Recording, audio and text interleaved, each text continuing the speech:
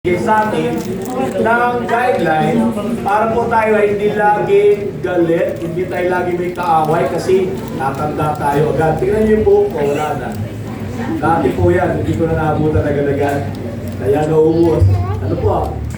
Ngayon, sabi niya, sapagkat ang pag-ibig ay sa Diyos. Kanino po? Sa Diyos ang pag-ibig. Ano ba ito ibigay pinanganak ng Diyos at nakakakilala sa Diyos?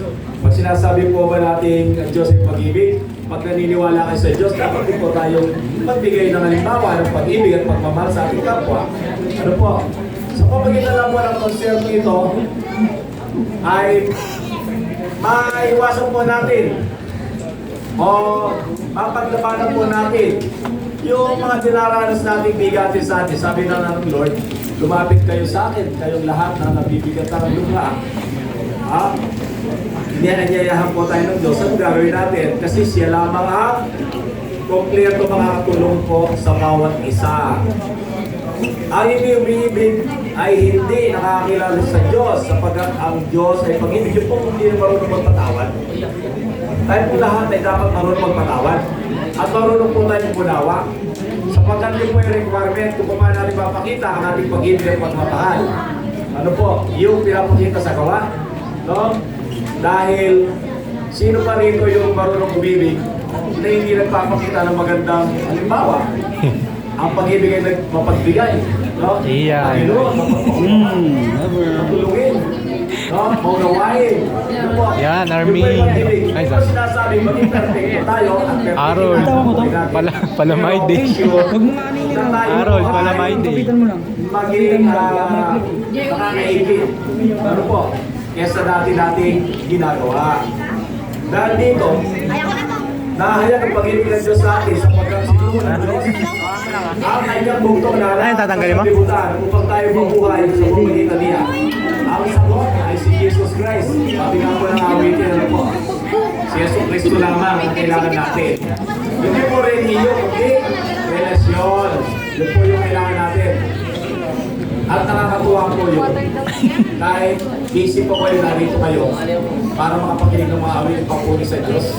At nandiyan po ang inyong puso na handang magpakumbaba. No?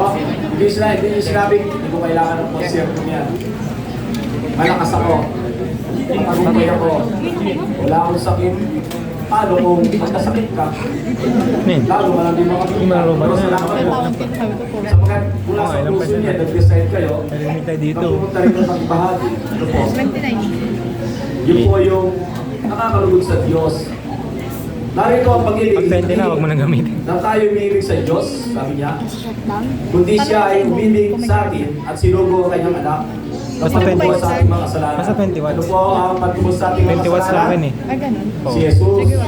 Ano po ba ninyo ang ginawa natin Panginoon si Cristo? Tatlo po sinagot niya sa ating mga Uy, Lawrence. na tinuturi. Wala lang. Una, kapatawaran sa mga kasalanan. Pangalawa, ano? Kagalingan sa ating mga sakit karamdaman. Pangatlo, Galit na galit. Gusto mo na. biyaya. Sabi ka sa best friend mo. Yan.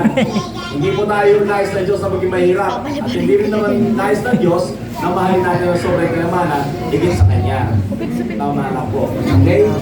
So naniniwala po ako Ano? na sa sandali ito ay nag-usap sa inyo Diyos sa pamagitan ng mga awit sa susunod po after po dito kayo ay ma-enjoy po ninyo ang Banal na Espiritu sapagkat siya po ang hahapon sa inyong puso sa pamagitan po ng awit. Nandiyan po ba ninyo na kung tayo wala na sa mundo ito at pagdating natin sa langit, mapapalag yung mga taga-awit na ito sapagkat doon sa langit ay puro awitan na lang. Wala nang lungkot, wala nang luha, wala nang iyak, wala nang hirap, wala nang sakit, wala nang karamdaman, wala nang problema.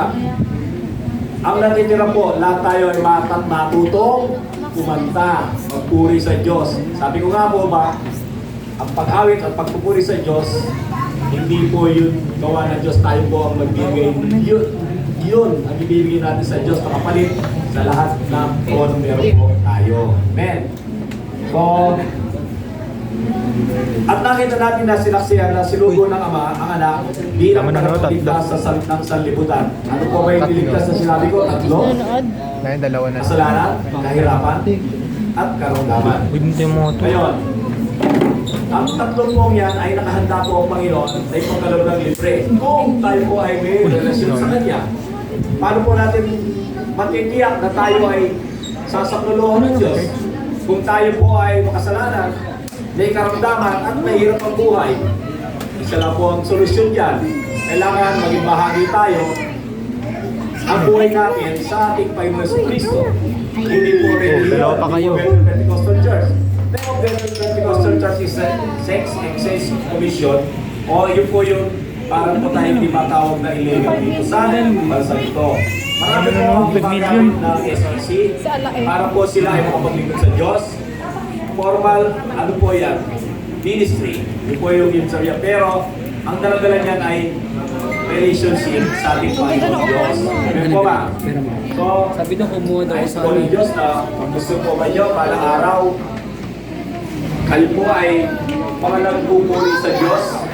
Hindi lang po rito, kundi hanggang sa kabilang buhay. Dapat po, Hindi ko nung paano kukuha. yakin natin na tayo makapagpupuri sa Diyos. Alam po ba ninyo? Alam po natin to.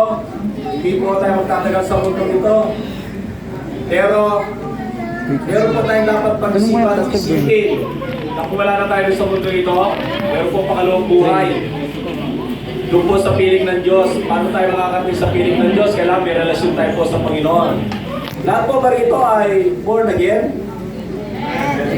Sino po ba rito yung hindi pa tumatanggap sa Panginoon Jesucristo bilang Panginoon tagapagligtas ng kanyang buhay?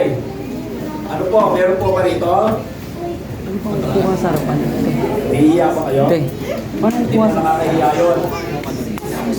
Kung tanggapin po natin si Kristo sa ating buhay, mga kapatid, tayo tatawagin anak niya. At tayo po may karapatan tumawag ng Diyos sa Kanya. Kung di pa natin tinatanggap si Kristo sa sandaling ito, kailangan po natin tanggapin si Kristo. Ano po? safety pa? Sige kayo. Dahil ang tanggapin natin ay si Kristo para magdago ang ating buhay. Yun po yung pag-ibig ng Diyos sa atin. Inombra na si Jesus Christ. Catholic ka man, Iglesia ng Cristo, Iglesia ng Diyos, born again ka man, Iglesia ka man. Isa lang po yung daan. Si Jesus Cristo lang po. Ano po?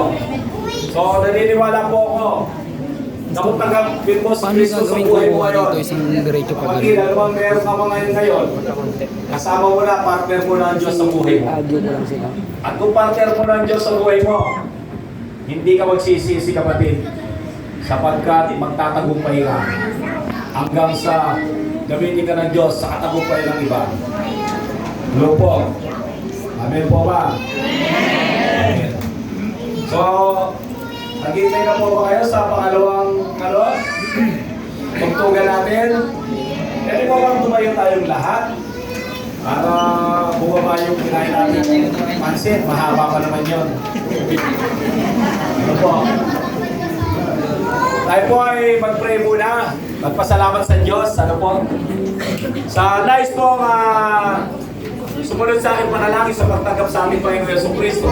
Maniwala po kayo. Ang Diyos ang magbabago sa ating buhay, hindi po ako. Hindi po ang reliyong ito. Kundi yung relasyon po natin sa Diyos.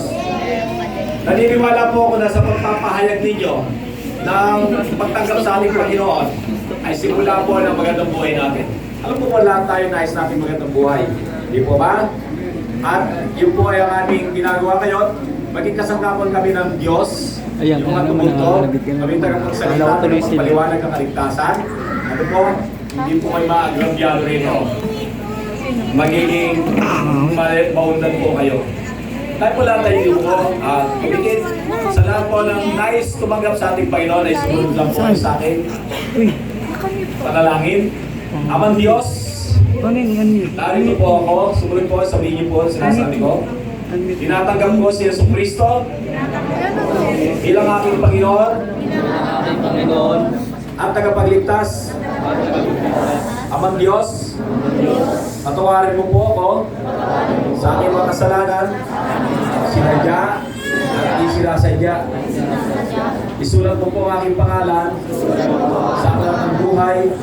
Sabihin ko rin yung pangalan ninyo. Salamat po, Ama, sa pagkakasulat ng aking pangalan sa aklat ng buhay. Sa iyong muling pagbabalik, naniniwala ako na sa aklat ng buhay na ang aking pangalan. Isa ako sa maliligtas at makakapiling mo sa kalangitan. Pinapatawad ko rin po ang managkasala sa akin.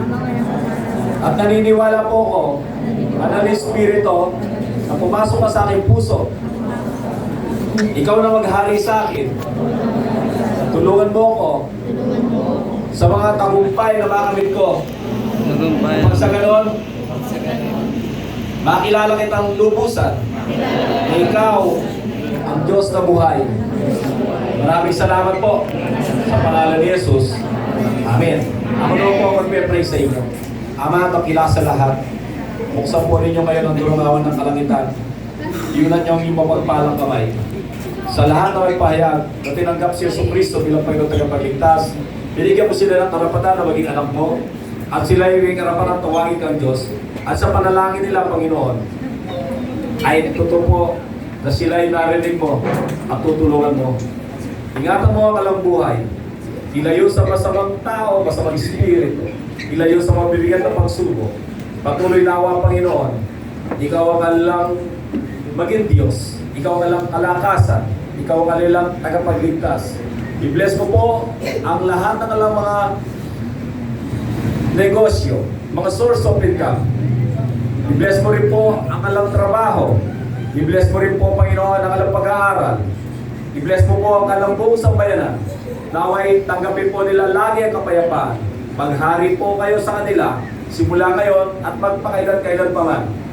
Ama, salamat po. Alam po namin na maraming natutuwa kayo sa kalangitan dahil sa mga anak mo na tumanggap sa iyo. Salamat po. Naway, ang bendisyon ng Diyos, Ama, Diyos Anak at Diyos Espiritu ay sumayin po lahat. Ito po aking dalangin sa pangalan ni Jesus. Amen. Kakaupo na po kayo. Ngayon po ay enjoy po natin. Alam ko po nakapag-sit, napunta po kayo sa comfort.